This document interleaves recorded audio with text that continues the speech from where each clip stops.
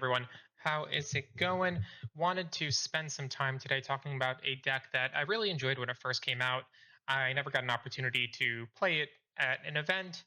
Just I couldn't get the list right, but I think has some recent momentum with the Seven Warlords package. Shout out to Adam, who very graciously shared his initial list with me and put me on to what he's been cooking up.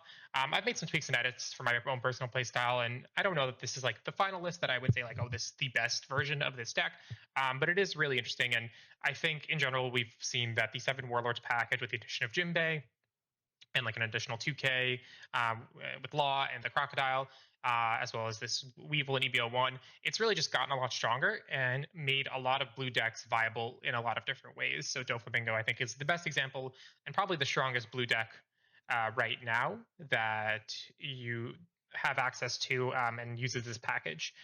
But it does have some really nice interactions here. And so, quick walk through the list, and then we'll jump into some gameplay. We do want to go second, and then ideally we could either play Buckin on our 4-Dawn turn and then restand the Weevil using our leader ability, which, if you don't know, the way the leader ability works is you have to return a 2-cost or higher character to your hand, and you can set a power 7,000 or less character as active, and it's when attacking. So that's why we have a lot of 2-drop. We have Buckin for the Weevil. We have Usopp to kind of help get our next 5 cards in the way we want them, and we have Sugar to rest a lot of 4-drops. This deck, I think, plays a bit mid-rangey, so you can just be straight aggro and just go for life every single turn. But there's a lot of ways to interact with the board and really just waste all of your opponent's resources to hopefully finish game with something big like Zoro. We only run Zoro at 2 because it is a very bricky card, and I don't know that it's always our win condition. It is just a really good win condition. In some matchups, it's probably pretty bad. Like, it's not going to really stick around against the Lucci. But with the addition of our Doflamingos and our Usopps, 2 is a good number since we're always looking at the top 5 cards and can find it when we need it. We're also drawing a lot with Weevil, so there's a good amount of ways to get it. I think the Hoda Jones is actually a lot better. It lets you go for game in a really effective way. You only need 1 Dawn for your leader ability, so if you have a Weevil, you can do a 7k swing with Weevil, a 7k swing with Zoro, another 7k with Weevil, and an 8k with Hoda Jones to go for game. Also resting 2 things with Hody, so it's a really, really nice card. It works really well into a lot of leaders, and I think that's why we see it in most green decks at 3 or 4. Obviously, we run our puddings, like just can win games against Enel and Black Yellow Luffy, just really nice. Bonnie too, if they're hoarding all their cards and they're getting ready to play that 8-drop, a really well-timed pudding can absolutely destroy them. So that's a great card, and with our Doflamingo and our Usopp, we don't need to search for it because we can typically find it and just put it where we need it.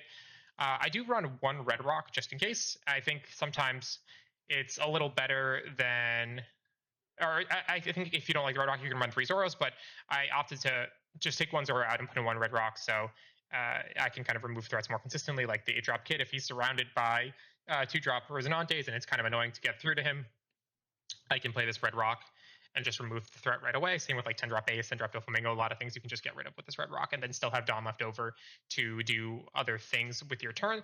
And then obviously we have the new Boa Hancock, I think at 2, maybe you can put her at 3, but sometimes I feel like playing her on curve is a little awkward. I'd almost rather do like 3 swings with leader and a character. So I think 2 is a good number. And then just like the rest is your standard seven warlord stuff. Jinbeis, Morias to get back cards, Weevils to draw cards, Law is a 2K, Mihawk is a 2K. So a lot of cool stuff here. Overall, the deck feels really nice. I think Lucci's obviously a tough matchup for a deck that requires you to have cards on board, but surprisingly, some of my red purple Law matches went pretty well. So I think there's definitely something here, and why don't we jump into some games and see if we can take some wins. All right. So we have our Zoro and Sanji versus a Boa Hancock. A really nice opening hand here. I think there's some really good potential here for different kinds of plays. We are going first, but we do have an ability to choose out a second character using our Mihawk. So that's a nice kind of alternative way of getting out this Weevil instead of relying on Jinbei. Oh, actually, in that case, yeah, we're going to do this.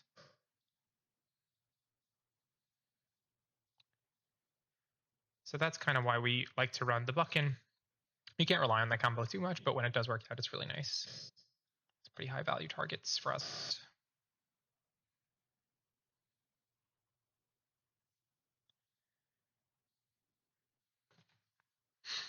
All right, so here's kind of where we can choose to play a bit more of a mid-range style.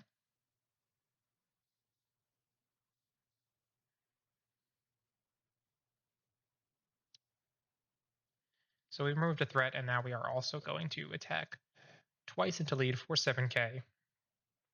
So it's kind of a best of both worlds situation, where we're able to clear the board a little bit and then also do some damage to the leader and get some cards out of hand. So, I mean, they're at 5 cards. It's really nice for us.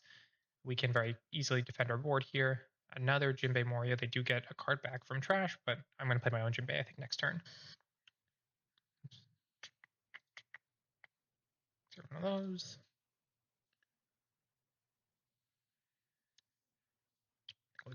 Okay. So I think we need a Dawn here.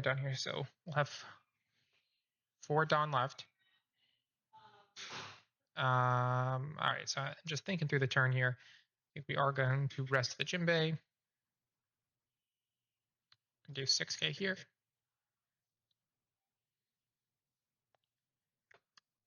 We know he has a 2k because he did pull it back with the Moria. But we'll do another 6k here. Restanding our Weevil. And a 6k here.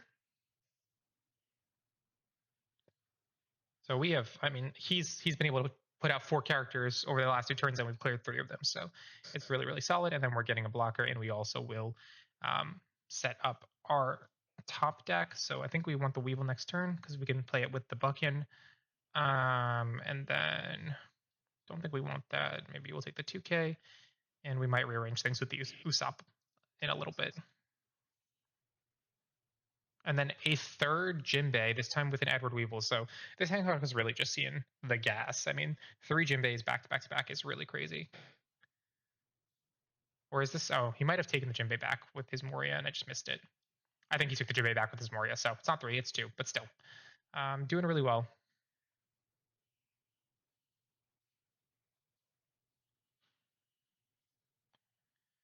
I don't think we need that.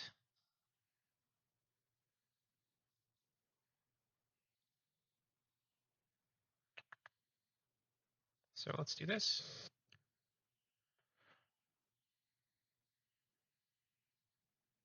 Right, got a 2k. I think we are going to do 7k here. We're going to do 7k here. I think we're going to do 7k here.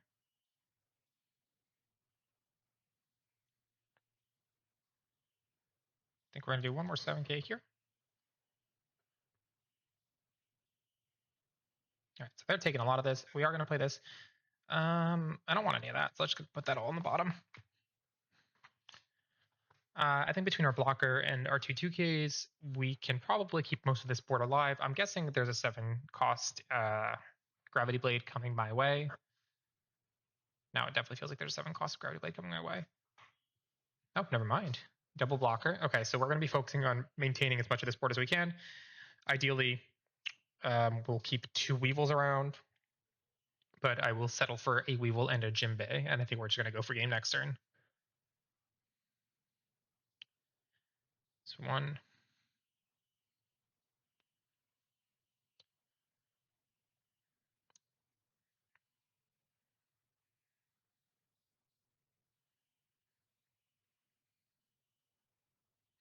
Okay, good. We got 2 Evils. So I'm feeling pretty good about our options this turn. I think we'll just start with a 5k here. Then let's do a 7k here. Let's do a 7k. Yeah, let's do a 7k here.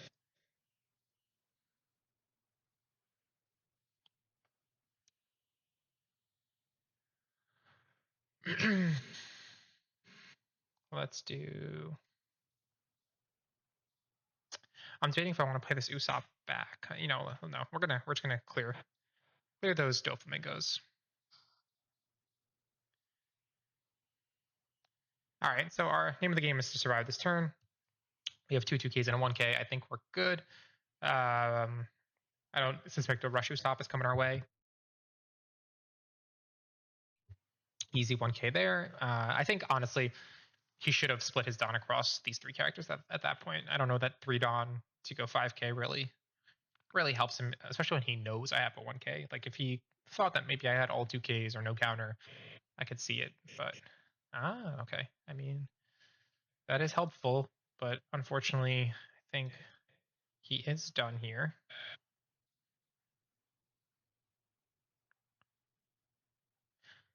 Yep, it's a GG. GG. So we do one big 15K swing for game here, and we didn't even see our Hody Jones or our Zoros. So we managed this just without any top end, just kind of going wide, swinging 7Ks. So it was a pretty successful turn for us. If he does want a rematch, I'm going to try to show a different kind of matchup. So let's see what else we can find. Okay, so we are versing an Enel here. Pretty common matchup. I think Enel's kind of going up in popularity more and more these past couple of weeks. Always was going to be one of the more popular leaders in this set, but kind of has continued to rise over the last couple of weeks and continues just to be a really strong threat. So good to see how this deck fares into this matchup. So we are going first. Opening hand's not great, but we do have a Searcher and a Weevil, so I'm going to keep it and see if we can find our friend Jinbei here. Oh, I could also take the Mihawk. Let's start with the Jinbei. I think the Jinbei will be a little bit higher value for us. So even when we go first, we do have options. So it's looking pretty good.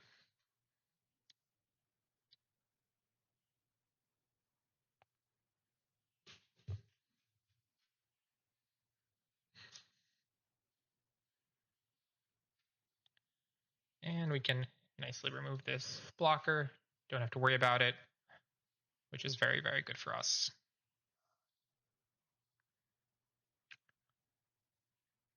I think one mistake I might have already made is I think we probably should have mulliganed until we saw pudding, because we don't have any way to structure the top of our life just quite yet. But I think we can manage. So let's start here. Oh, there's the Usopp. That's really good for us. Let's bring that trigger back to our hand so we can use it later. We can also even counter out with it, and then he might think we don't have it anymore. But other than Shirahoshi, I don't think we have to really worry about too many blockers. All right, he does get the Raigo off life and a Gedatsu to follow through, so really great sequence of events for our Enel here. I think let's do this.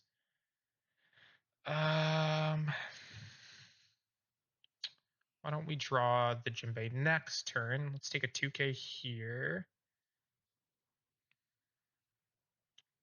Yeah, let's take a 2K, draw the Jinbei next turn, and then, yeah, that should be good. That should be good. I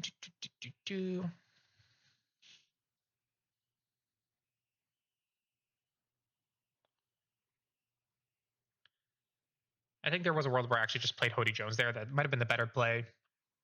Got me down to 3 life because he can't get Datsumi again. But we will cross that bridge when we come to it. All right, we did get a 2K out of hand. That's really nice.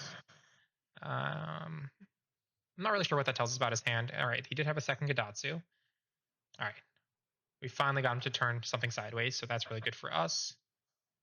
Oh, and there's another Jinbei.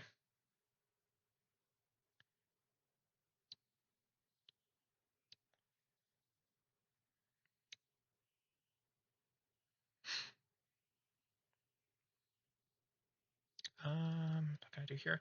So if I do 3, 2, I won't have enough. Okay. Yeah, let's just do 3 here.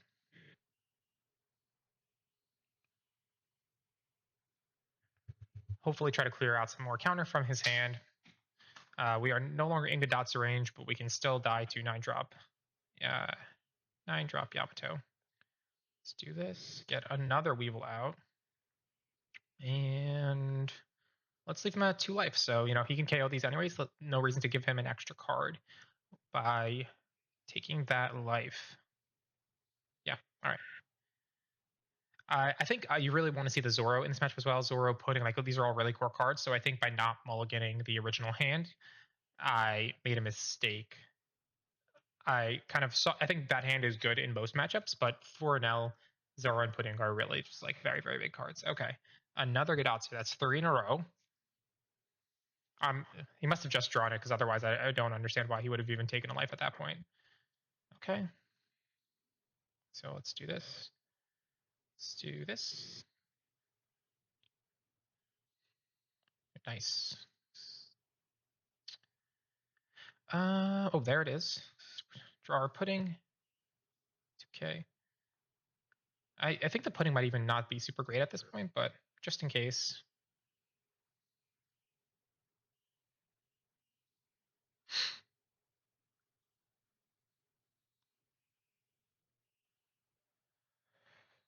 Okay,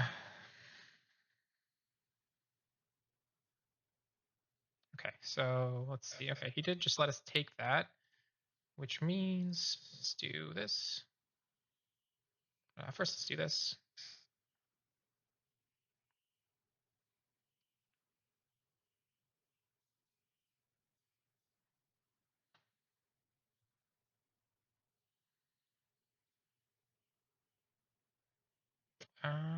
And let's grab. Let's grab Duque. Yeah, I sequenced this entire turn in a pretty poor way. He's gonna get some good value off the Yamato now, but he can't kill anything, which I think helps me get back that same 2K. I'm wondering.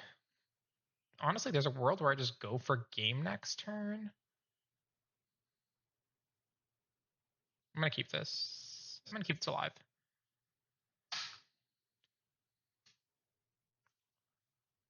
Okay.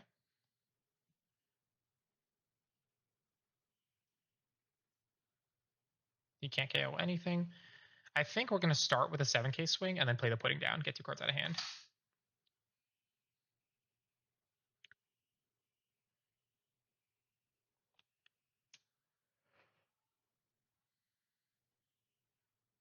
Where it is a little risky. I mean, rather than do that, I could just play Hody Jones and just like go for it outright.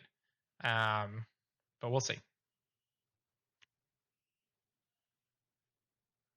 If we see it kind of gets really, really iffy, we might pivot and just clear Gadatsu and try to survive one more turn. Okay, let's see if he counters here.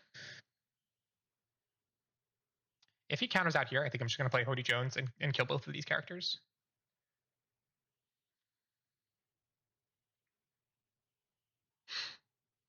Okay, that's good. All right, so what's the sequencing here? I think we got to do some maybe 6s. Get some 2Ks out of there.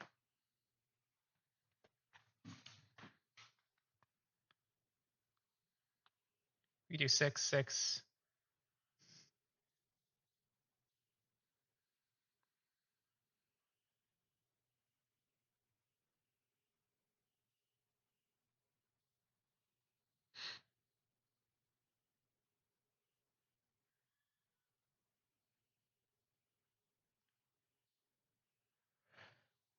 We may need to pivot. If he counters out here, we may need to pivot to killing this Gadatsu.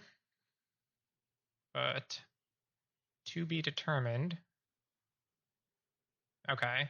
I wonder if a 5K is safe here. Let's test it. Okay, that was safe.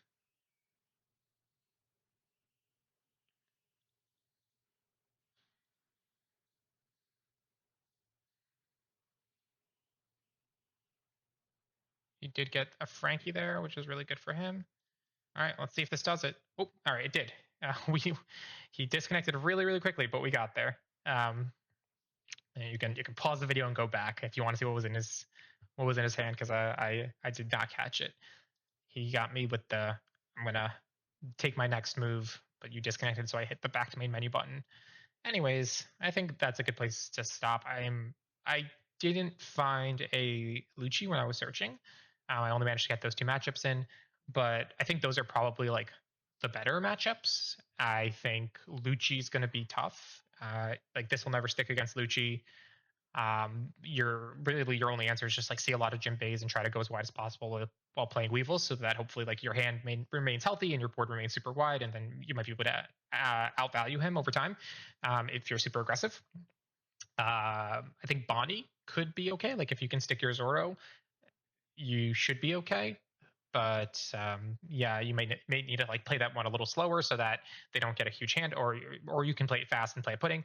I think Black Yellow Luffy is really winnable if you see the pudding, and then especially if you put Zoro down. So yeah, it's a really interesting deck. I like it a lot. I think you have some decent matchups into a lot of main leaders. I'm excited to kind of keep testing it and see what's possible. And yeah, again, shout out Adam. You have been asking me for a while to play this list. I made a couple tweaks, made it a little bit my own, but overall, like 7 Warlords package in Zoro Sanji, it's not bad. It's really fun. So yeah, let me know what you guys think. Let me know if you have any tweaks, if you've been testing this, if you have insights into other matchups. Like who knows? Maybe we'll really work on this a little bit and workshop it and kind of add it to the rotation as a more main deck that we play. Anyways, thanks for watching.